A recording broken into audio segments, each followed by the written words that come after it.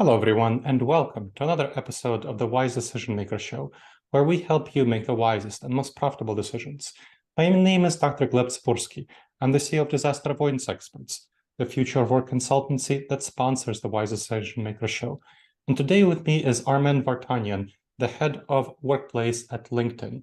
And he'll be telling us what's going on with LinkedIn and some of the findings that it's figuring out on hybrid work and remote work.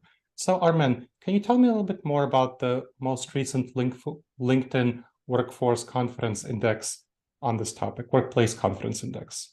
Yeah, so specifically at LinkedIn, we've got a hybrid policy that's predicated around trust.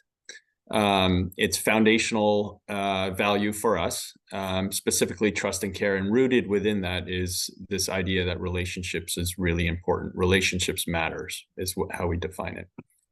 And trust is, I think, paramount in today's world to ensure that there's a successful hybrid strategy in place for organizations like LinkedIn.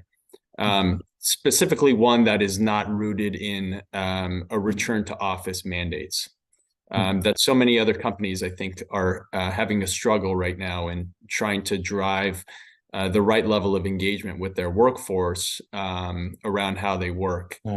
And the trust aspect of, ensuring that that as an employer, we trust our employees to do the right thing as it relates to where the location is that works best for them and their teams, is not just one directional. It's not just focused from the employer to employee perspective, but it's also reciprocal. Employees, there needs to be a shared understanding and a shared responsibility between employees to employers around this notion of social capital and the importance social capital plays in creating deeper cross-functional, cross-organizational relationships that is going to be very important for organizations to succeed in navigating this new world of a more flexible type of work arrangement for employees. So tell me a little bit more about the term social capital and how you would differentiate that from culture. Yeah, good question. Social capital specifically is this network of relationships among people who live and work in a company to function effectively.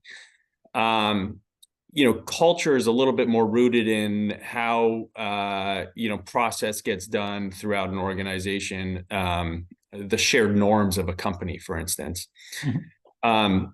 What we found through some McKinsey studies is that engagement is 50%. Employees are 50% more engaged when there is the presence of social capital.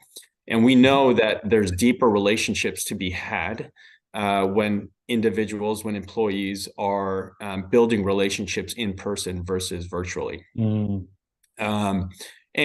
the downstream implications of social capital is that you get greater retention, greater engagement, and with relationships, that obviously leads to productivity.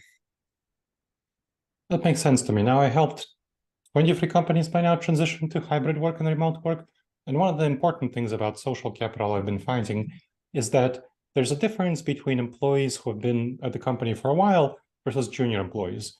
The senior employees who have been experienced employees who have built up a network of relationships within the company, they feel that it's fine for them to just come to the office maybe one day a week to cultivate and maintain those pre-existing relationships, maybe build some new relationships occasionally. But junior employees don't have that social capital. So let's talk a little bit about your perspective on what should be the difference, if any, from your perspective, on how often these two group cohorts should be coming to the office, given this importance of social capital. Yeah, very, very good differentiation. I think first and foremost, across the organization, employees crave social interactions. We are a human being. We're social creatures. It's the reason why we've returned to restaurants and bars and Sure. gone to travel, right?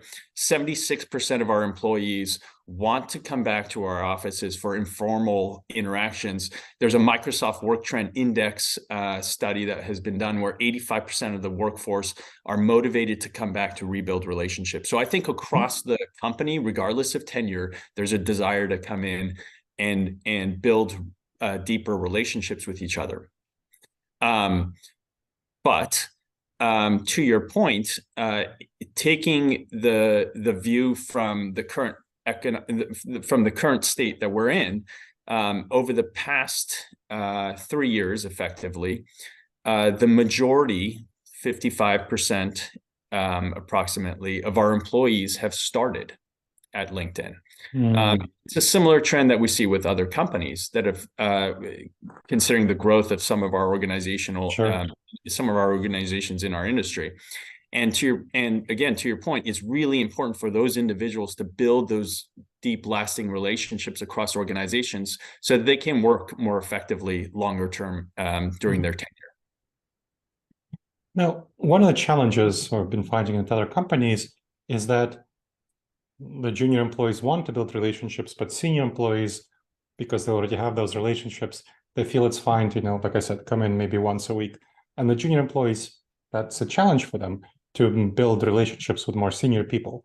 They tell me when I do focus groups that, and I was literally doing one this morning, that once they meet a senior employee, an experienced employee, they feel fine reaching out to that person remotely. But before they actually meet them in person, it's really tough for them to reach out remotely and have those connections remotely. And what I've been thinking about and working with those companies on, and what I found has worked well, is creating deliberate mentoring programs that provide opportunities for senior employees to mentor junior employees and meet them at the same time sometimes. So maybe having one senior employee take 5 junior employees out to lunch, maybe co-work by 5 junior employees in the same area for a couple of hours to connect with them, answer their questions, and so on. So creating structured programming that would enable, that solves the problem. And I'm curious, what are your thoughts about mentoring as one way of solving the problem of junior employees building those social connections? I think mentoring is important, but I think there needs to be intentionality and predictability at the root of all of these programs that we've got that's founded in flexibility. And I think it gets back to this idea where cross-organizational norms are really important. And that's going to lead to some level of value proposition for the employees. I think regardless of whether it's mentoring or other programs to drive social capital in the office, team-based, innovative, collaborative types of work sessions, employees that decide to come into the office on any given day want to ensure that when they're there, they're getting value from that experience. Sure. They want to know if they get in their car, they're going on public transit, that they're there to interact with other people. Our spaces, we develop many types of, flexible types of environments throughout the office to accommodate a bunch of different work habits, but our spaces are nothing without our employees. And that's what really drives the experience. So our at a higher level, our focus has been twofold around this idea, and it's really centered around this equation that I've been giving a lot of thought. And the equation is pretty simple. It's the numerator, which is employee behavior, and the denominator, which is the supply of space. And we've been very thoughtful about how to constrain supply to drive more interactions with folks, and that's a very positive effect on our attendance patterns and the experience folks have had in our offices. So let's dive a little bit deeper into that. What have you done in the office? And I know LinkedIn has had some serious innovative changes in its office space to facilitate collaboration. So what have you done to do that?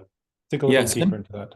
Yeah, so from the supply perspective, just simply by constraining supply, we look at a number of core metrics centered around utilization, planning ratios, an experience index that's a bottom-up index to measure the experience employees have when they're in our space, but simply by constraining supplies and forcing more people in less amount of space, we've actually driven up attendance. So organically, again, this idea that employees want to have that social interaction, we've seen an increase in attendance since constraining supplies. Our offices in our largest 6 core markets around the world are all experiencing utilization levels that are greater than that of prior to the pandemic. Oh, wow. Seeing 70 to 75% utilizations on Tuesday, Wednesday, Thursdays in some of our largest markets. That's really interesting. So other clients, one of the challenges, one of the things we've been working on and that we've had challenges with is establishing something like a common day in the office, once a week to address the problem of coordination, of having critical mass of people.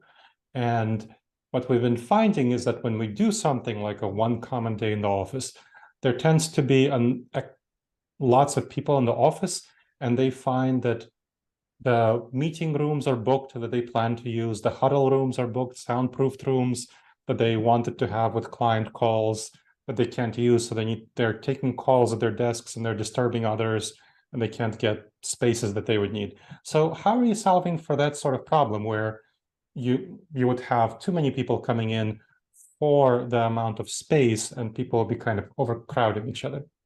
Right. So we're constantly looking at capacity. I mean, the short answer is we're constantly looking at utilization capacity to accommodate.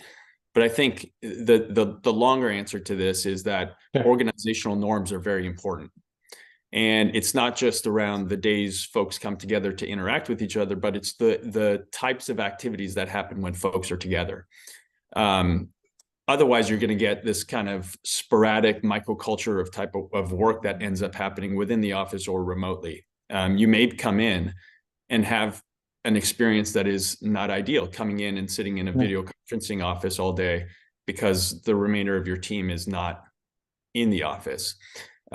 So what you want to do is create those, again, cross-organizational norms. That's very, paramount to develop the social capital, but it also creates a better experience overall in the type of work that you're doing with your teammates on any given day that you happen to be in the office or remotely. And one of the things that I find that people need to learn is to do different types of work when remotely and when they're coming to the office. And especially managers, I find managers struggle with this. They don't know, from my experience, they have a difficult time managing people when those people are remote. For example, they find that they tell me that, well, people aren't handing in tasks at the kind of timelines I want. I have difficulty getting hold of them. And I tell them that, look, you're the manager. You're supposed to figure out coordination. It's not the worker who's procrastinating or not available. You need to have clear expectations and you need to coordinate effectively so that you know where workers are. Set a common hour, for example, 11 a.m. to 3 p.m., where everyone's supposed to answer their Slack messages or Microsoft Teams messages within 30 minutes. Someone's supposed to answer their email within an hour or something like that. Have an emergency system, text someone if you need to get a hold of them quickly. So how do you solve the problem of teaching managers how to manage effectively in this increasingly more remote hybrid world? Yeah, I mean, I think two things immediately come to mind is the organizational norms that companies can create by being more predictable on the days folks come in and not leads to intentional investing, right? Without it, it's a bit chaotic. It's like a company that operates with an irregular heartbeat. And being intentional, then you can invest in the right areas to amplify the right types of behaviors. If you knew the organizational norm of the cadence of folks coming in versus not, or where we're hiring from and what the expectation of our employees are that are near an office versus in a market that we don't have offices, again, you can invest in the right learning and development programs. You can invest in the right technology to, maybe ubiquitous technology systems to drive ease and frictionless collaboration. You can invest in the right types of cultural programs. At LinkedIn, we have an in-day that we allocate a day a month that's centered around our values and culture. to help amplify that and strengthen that across the organization. We've got, from a norms perspective, reconnect days that happen on a regular cadence too, just so that we can bring it's a formal re-onboarding of sorts across the entire organization. So again, I think norms is really important here, and you can then invest in the right types of programs to amplify the right types of behaviors for your employees. Excellent. And so as we're wrapping up, what do you think would be the future of hybrid work at LinkedIn and more broadly? But you're specializing in LinkedIn, so you can focus on that. Yeah, I think hybrid, I hate to say it's the future of work because it's already here. I think there's refinements to be had, and that's what we're doing at LinkedIn. We're constantly iterating and learning and going through this process, whether it's from how we work and the workflows that are changing due to technological advancements, to the types of spaces that we're designing to create spaces that are conforming to how employees work in the varied ways that's gonna be done within our environments. Excellent. Well, thank you very much, Armen. That was very, very helpful. Thank you, Gleb. Nice chatting with you. Nice chatting with you too. And thank you to the listeners and viewers for checking out another episode of the Wise Decision Maker Show. Please make sure to subscribe wherever you check this out and leave a review. It helps others discover the show, and it helps us improve the show. All right, everyone. I look forward to seeing you in the next episode of the Wise Decision Maker Show. In the meantime, the wisest and most profitable decisions to you, my friends.